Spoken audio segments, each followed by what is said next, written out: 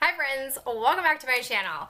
I don't know about you, but I have been in like a real spring cleaning type of mood, and recently I was thinking about pulling a new book to start reading.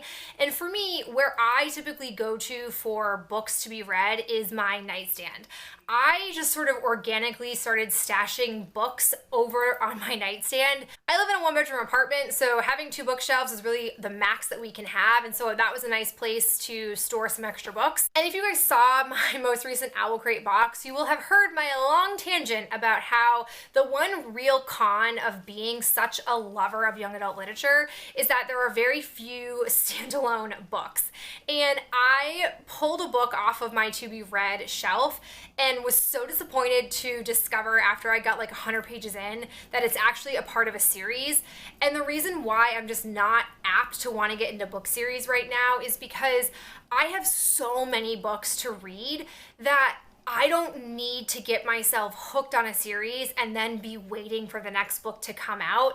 And I know that I don't necessarily have to pause all of my reading until that next book comes out, but because I do read so much, I am prone to forgetting what's in a book series in the previous book if I have to wait like a year or a year and a half for the next one to come out. So because I have so many books, I would rather focus on reading the standalone books that I have and letting the other sort of trilogies, duologies, or like book series start to play out a bit further so that when I do get hooked onto that series potentially, I can just go wild and read all of the books. So I pulled all of the books that are on my nightstand, I laid them all out, and then I literally Googled, mostly on Goodreads, what was going on with that book, whether it was standalone or a part of a series.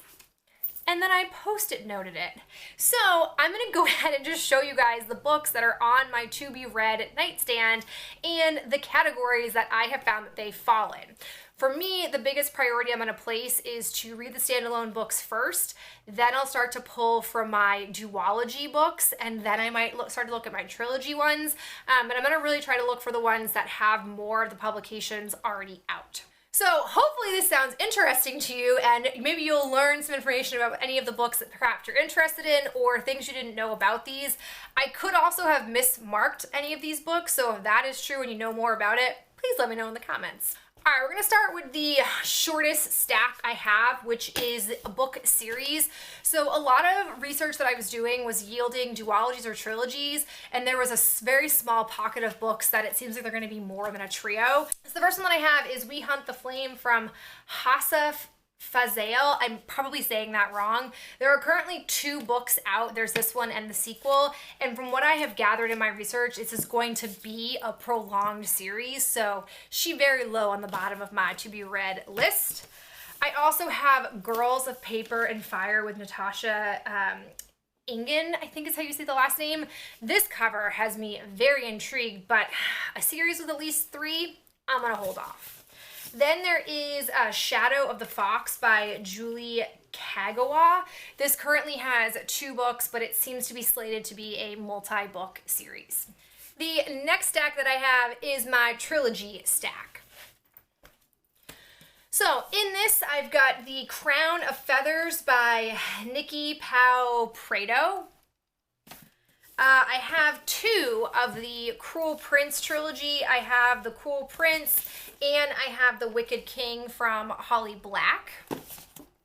We have a recent edition, which is the Guinevere Deception, which is also set to be a trilogy.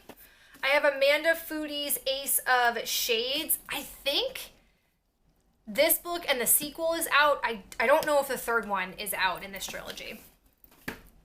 I also have Emily A. Duncan, Wicked Saints. This cover also has me very intrigued, but I don't think all the books are out in this trilogy. This large stack are all of the duologies that I discovered. So the first one that I have in this stack, I'm not 100% clear on if it's a duology or not, but this is Catching Stars by Kayla Keenan. It seemed like on Goodreads that this was supposed to be getting a sequel, but I couldn't tell if it was just like a standalone sequel and it was going to end, or if it was going to be a larger series. So I didn't know. I decided just to put it in this column anyways. Then we have Amber Dusk by Lyra Celine. You guys will also probably notice that a most of these came from my Owl Crate boxes. I have Heart of Iron by Ashley Poston.